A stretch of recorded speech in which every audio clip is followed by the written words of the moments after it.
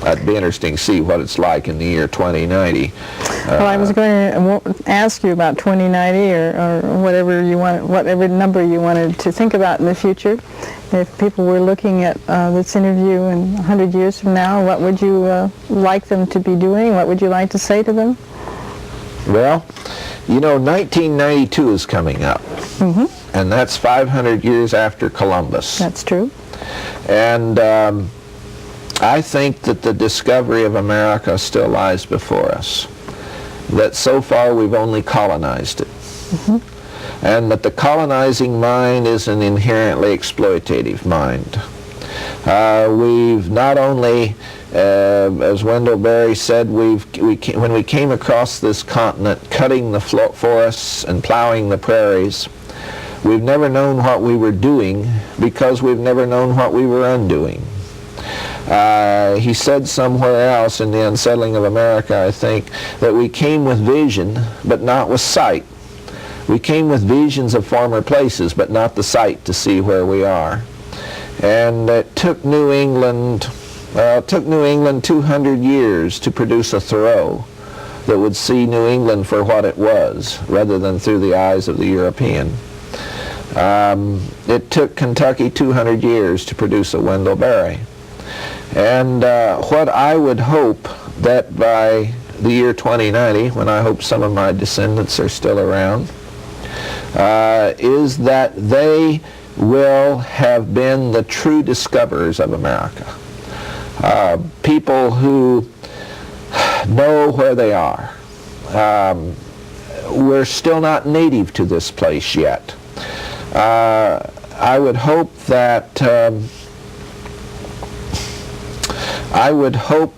we could announce in 1992 the beginning of the age of discovery of America, and that part of that's going to mean welcoming back the animals.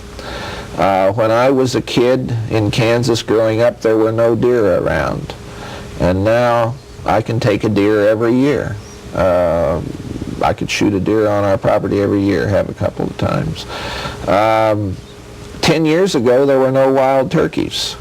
Now there are 20 of them roosting in my woods at the south part of the property. Gary Snyder, the poet, talked about welcoming back the wild animals. There's now discussion about a Buffalo Commons out on the high plains where the paupers at Rutgers University, they're saying that as the people fail at farming, they move out, the government ought to buy the land and turn that into a Buffalo Commons. Well, I don't want to see the people have to leave, I think.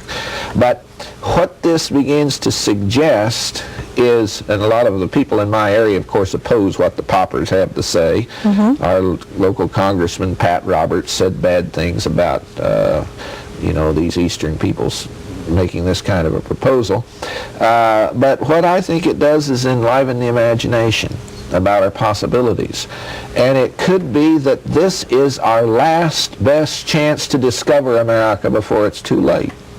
And what I hope is that if we can keep enough of the wildness around, that discovery can continue. Now, there's a problem. One is that, in Catholicism, there's the saint. You go pray to the saint, you light a candle. You've got this sort of isolation of virtue there in that saint. Then people go in peace, and they think, well, that's covered. In a certain sense, what we environmentalists have done is designate wilderness as a saint. Out there. Out there, yeah, the isolation of virtue again, and then we spread atrazine all over the Midwest. Now, either the whole thing is holy or it isn't. And that we need to, in our welcoming of the animals back, in our preservation of wilderness, in our preservation of wildness, it will be important. Probably the population will be very high in 2090. It'll be very important to remember that wilderness is an artifact of civilization. Now, it used to not be that. And it will be important to see it as our source that gave rise to us, that we are now the protector of our own source. It'll be important to have discovered that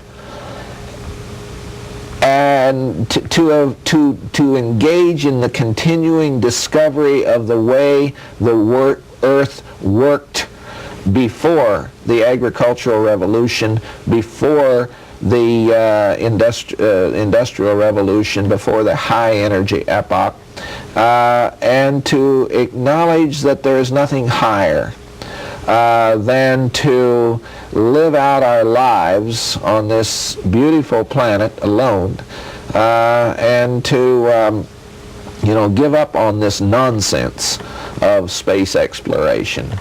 We're in space now, going at an incredible speed. If we just hang on, we might bump into something that will be somewhat interesting to look at. I think it'll be what we'll find in that discovery, if we're able to get cracking soon enough, is that George Wald, who the Nobel laureate for his work on the eye and was one of those that opposed the Vietnam War at Harvard. George Wald, I won't get it exactly right, but he made the comment that we living things are the late outgrowth of the metabolism of our galaxy. The carbon which enters so importantly in our bodies was cooked in the remote past of a dying star. And from it at lower temperatures came nitrogen and oxygen, and these, our indispensable elements, were spewed out into space to form planets, and eventually we ourselves. The ancient seas set the pattern of ions in our blood. The ancient atmospheres molded our metabolism. And so we, earthlings, are made of stardust. And here we are. And we're being matter's way of having gained self-recognition.